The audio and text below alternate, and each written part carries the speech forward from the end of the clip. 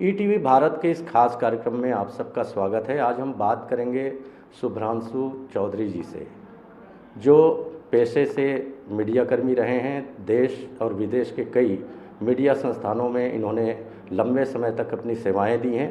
अभी फ़िलहाल ये सामाजिक कार्यकर्ता के रूप में बस्तर क्षेत्र में कार्य कर रहे हैं। इनका जो काम है वो कहा जाता है कि नक्सलियों के बीच में और जो राज्य सरकार है इनके बीच में मध्यस्थता किस तरीके से करवाई जा सकती है, बातचीत किस तरीके से आगे बढ़ाया जा सकता है, इसमें इनका अभी फ़िलहाल जोर है। हम इनसे बातचीत की शुरुआत करेंगे जो अभी समसामयिक रूप से काफ़ी चर्चा में है। कश्मीर फाइल्स आने के बाद में एक जो बीजेपी के बड़े लीडर हैं नंद कुमार साय जी, उन्होंने कहा है कि इससे भी बदतर स्थिति में बस्तर क्षेत्र के आदिवासी हैं। अगर हम बस्तर फाइल्स की बात करें तो क्या धरातल में क्या सच्चाई है, क्योंकि आप लंबे समय से वहाँ काम कर रहे हैं, क्या किस तरीके से आप थोड़ा हमारे दर्शकों को। तो प्रवीण जी, आपने सही कहा कि अभी कश्मीर से विस्थापितों की बात हो रही है। यूक्रेन में जो विस्थापित हैं उसको लेके सारी सरकारें बहुत मदद कर रही हैं, बहुत अच्छी बात है। लेकिन बस्तर का जो आपने कहा, 17 साल पहले यहाँ से लगभग 55,000 लोग विस्थापित हुए थे और उनकी सुध लेने वाला कोई नहीं है। यहाँ छत्तीसगढ़ कहता है कि यहाँ से कोई गया ही नहीं। जिन प्रदेशों में वो गए हैं वो उनको रखना नहीं चाहते हैं। तो हम सबको मिलकर ये प्रयास करना चाहिए, जो आपने कहा कि मध्यस्थता की बात। तो शांति यानी जो गड़बड़ियाँ हुई हैं उसको ठीक करने की हम कोशिश करें। तो जो भी हुआ है, अब जितने भी 1000 लोग विस्थापित हुए हैं उनके पुनर्वास का काम करना चाहिए। हमारे पास एक उदाहरण है, जैसे नॉर्थ ईस्ट में, जैसे कश्मीर की आपने बात कही, बहुत हिंसा हुई है और वहाँ लोग विस्थापित हुए। तो 2019-20 में मिज़ोरम राज्य से ब्रू आदिवासी वो विस्थापित होकर त्रिपुरा में गए थे और केंद्रीय गृह मंत्रालय ने उनका एक पुनर्वास योजना बनाई थी।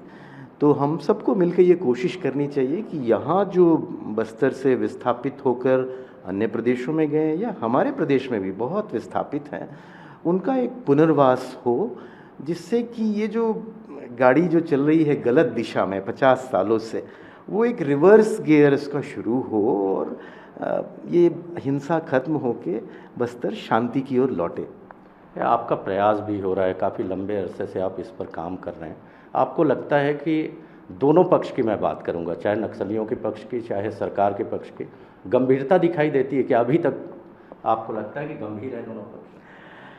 देखिए, गंभीर तो दोनों पक्ष नहीं है, पर हमें कोशिश करनी चाहिए। जब आप पक्ष की बात करते हैं तो मोनोलिथिक कुछ नहीं होता है कि ये सही है, ये गलत है, ये पूरा सही है, पूरा गलत है। उसी के बीच में संभावनाएं होती हैं। तो दोनों पक्षों में वो बातें हैं। जैसे माओवादियों की स्थिति आज बहुत कमज़ोर है। इससे पहले भी बातचीत की कोशिश हुई है, 2004 में बातचीत की कोशिश हुई, लेकिन उस समय माओवादी पक्ष उभार में था। वो उस समय सीपीआई माओइस्ट बना था और वो बहुत ताकतवर हो रहे थे उस समय। आज माओवादियों की स्थिति बहुत कमज़ोर है। और जो सबसे महत्वपूर्ण बात है कि जनता, जैसे ये जिसको हम समस्या कहते हैं, उसकी 99% जो भागीदारी है वो आदिवासियों की है। माओवादी आंदोलन आदिवासियों का आंदोलन नहीं था। जब 67 में शुरू हुआ तो किसानों का आंदोलन था, लेकिन वो कहीं टिक नहीं पाए क्योंकि वो प्लेन्स में लड़ाई नहीं लड़ सकते हैं। इसलिए वो 77 में उन्होंने तय किया और 80 में, उस समय तो छत्तीसगढ़ नहीं था, वो यहाँ पर आए। तो जो प्रमुख बात है परिवर्तन आज की जनता, मतलब 99%, 1% माओवादी हैं, 99% जो आदिवासी उनके साथ जुड़े हैं, उन्होंने पिछले 4-5 सालों में ये तय किया है कलेक्टिवली कि अब हम इससे बाहर निकलना चाहते हैं। आप देखेंगे कि हमारे यहाँ जो सरेंडर पॉलिसी है वो 2001 से है, पर 15-14 में पहला सरेंडर होना शुरू हुआ। इससे पहले भी सरेंडर होते थे, बड़े बड़े होते थे, लेकिन वो तेलुगु लोग करते थे। और जो आदिवासी था वो हर साल 1/3 आदिवासी माओवादी को छोड़ के जाता था, लेकिन वो पुलिस के पास नहीं आता था, सरेंडर नहीं करता था। तो ये सबसे बड़ा कारण है। और सरकार का अभी भी रुख ये है कि हम इनको कुचल देंगे, ख़त्म कर देंगे। पर देखिए जितनी भी कमज़ोर हुई है माओवादी की ताकत, आज फिर भी वो 15-20 हज़ार स्क्वायर किलोमीटर में उनका कब्ज़ा है। लगभग 5 लाख लोग उनके डायरेक्ट कंट्रोल में हैं। बहुत बड़ी इलाका बड़ा है कि आप 5 लाख लोगों को मार सकते हैं, आप 50 लाख लोगों को भी मार सकते हैं, पर ये कोई सलूशन नहीं है ना। अगर आप बुलडोज़र चला देंगे, बहुत सारे लोग मारे जाएंगे। 1000 लोग को आप मारेंगे इंटू 5, 5000 लोग रेडीमेड तैयार रहेंगे, है ना। आप कब तक वहाँ बैठे रहेंगे? मैं फ़ौज की बात कर रहा हूँ। आप जैसे ही वापस आएंगे, फिर वो वापस आएंगे और फिर ये आंदोलन शुरू होगा। तो ये समय है, सरकार में भी वो समझ है और सरकार के लोग भी कोशिश कर रहे हैं, पर दोनों पक्षों को और गंभीर होने की ज़रूरत है कि ये 50 साल से चल रहा है। पर मैं आपसे जो कहना चाहता हूँ कि एक विंडो ऑफ अपॉर्चुनिटी है। इससे बढ़िया समय न पहले था, न इससे बढ़िया समय बाद में होगा। ये समय है इसके क्लीन क्लोजर करने का। एक और बड़ा कारण है माओवादियों की तरफ से, माओवादी नेता अब सब बूढ़े हो गए हैं, उनकी उम्र 60, 70, 80 है। इन 40 सालों में वो एक भी आदिवासी नेता नहीं तैयार कर पाए। आज उनका जो लोकल आदिवासी नेता की बात, आदिवासी ही नहीं है। उनके जो सेंट्रल कमेटी में एक आदिवासी था, वो पिछले साल मर गया ना। तो ये सारे के सारे राव साहब, रेड्डी साहब, बनर्जी साहब, चटर्जी साहब, ये लोग हैं ना। 99% कमांडर या 100% शायद लड़ने वाले आदिवासी हैं। एक भी आदिवासी नहीं है, एक भी छत्तीसगढ़ी नहीं है। वो कोशिश करते हैं, वो मैंने अपनी आंखों से देखा है, पर वो सफल नहीं हुए। तो इन 40 सालों में ये सेकंड रंग पॉलिटिकल लीडरशिप नहीं बना पाए हैं। तो उनके पास में पैसा है, बहुत लोग हैं, जंगल है और एम्यूनिशन है। जो नहीं है वो है बुद्धि। तो अब क्या होने वाला है कि जो ये माओवादी आंदोलन है आज, जिसको हम एक डिसिप्लिन पॉलिटिकल वायलेंस कहते हैं, जिससे हम असहमत हैं, लेकिन वो एक आंदोलन है, वो एक गैंग वॉर में बदलने वाला है। तो माओवादियों को बहुत गंभीरता से सोचना चाहिए कि वो कुछ करने आए थे, लेकिन वो नहीं हुआ। तो आज ये समय है कि ये आज़ादी का 75वां साल हम मना रहे हैं। जिन आदिवासियों के साथ वो आज लड़ रहे हैं, हमेशा ऐसा नहीं रहा, उनके लिए वो कुछ हासिल कर सकते हैं बातचीत से। जैसे हमारे संविधान में बहुत सारी चीज़ें हैं जो आदिवासियों के लिए हैं, लेकिन वो आदिवासियों को भी दी नहीं गई ना। तो हमारा सुझाव होगा कि बातचीत हो, भारतीय संविधान के अंदर में हो, और वो माने माओवादी आदिवासियों के लिए वो हासिल करें जो बीजेपी नहीं हासिल कर पाई, जो कांग्रेस नहीं हासिल कर पाई, और वो उस जीत के साथ बाहर निकलें। और सरकार से हमारा ये अनुरोध होगा कि अगर किसी चीज़ का क्लोजर करना है तो अगले पक्ष को एक ऑनरेबल एग्जिट देना होगा, उसको आपको नेस्तनाबूत नहीं करना है। आप बड़े हैं, माओवादी बहुत छोटे हैं ना, वो थोड़ा सा कुछ हासिल करके बाहर निकलें और ये जो 50-55 सालों से जो हिंसा चल रही है इसका एक समापन हो। ये कहा जाता रहा है, खासकर मैं स्टेट की बात करूं तो कैंप की संख्या बढ़ा दी जाए, अंदरूनी इलाकों में कैंप खोल दिए जाएं, विकास का जो बयार है वो आदिवासियों तक पहुंचाई जाए। तो इससे क्या हल निकलेगा? आप जो बोल रहे हैं बातचीत ही इसका हल है इस पूरे समस्या का, कि ये भी एक हल है जो दूसरा पहलू मैं बता रहा हूँ। देखिए, बातचीत तो सबसे करनी होगी। अब विकास करना है तो वो कैसा विकास करना है? आपके यहाँ कानून बना हुआ है ना, वो पेशा कानून बोले या 5th शेड्यूल बोले या जंगल का अधिकार कानून बोलें, लोगों से बात करना है। आपको सड़क चाहिए 80 फीट वाली सड़क चाहिए या 8 फीट वाली सड़क से आपका काम चलेगा? तो देखिए, माओवादियों ने प्रयास शुरू किया है। ये जो आप देखते हैं सिलगेर में या विभिन्न जगहों में जो लोकतांत्रिक आंदोलन हो रहे हैं ना, वो माओवादियों ने उनको आगे किया है ना। जैसे सलवा जुड़ूम के सरकार का समर्थन था, इसमें माओवादियों का समर्थन है, लेकिन इसमें वो लोकतांत्रिक मांगे उठा रहे हैं और इसका स्वागत होना चाहिए कि वो कह रहे हैं कि जल जंगल ज़मीन का अधिकार हमको मिलना चाहिए, तो उनसे हमको बात करना चाहिए। शुभ्रांशु जी, एक बात है जो गंभीर बात है, आप जैसे जो लोग हैं कभी नक्सलियों के टारगेट में रहते, क्योंकि कई पर्चे ऐसे नक्सलियों के द्वारा फेंके गए जिसमें आपका जिक्र रहा है कि आप हिट लिस्ट में हैं उनके, आपको सरकार का दलाल तक उन्होंने घोषित किया कि आप उनकी तरफ से उनकी बातें कहते हैं।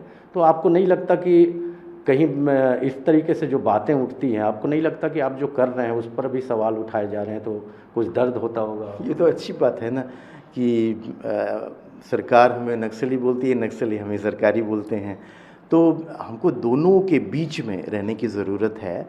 और जो बात मैं कह रहा था कि जो नक्सली अभी जो कर रहे हैं, इसको वो यूनाइटेड फ्रंट कहते हैं, यानी संयुक्त मोर्चा। माओ ने वो कहते हैं कि दो रास्ते बताए थे, एक है प्रोट्रैक्टेड पीपल्स वॉर, है ना, एक लंबी लड़ाई जो वो लड़ रहे हैं 50 सालों से, पर वो आगे बढ़ता नहीं दिख रहा है। ये 1949 का चीन नहीं है कि वो 80% भारत में उनका कब्ज़ा है, थोड़े से हिस्से में वो हैं।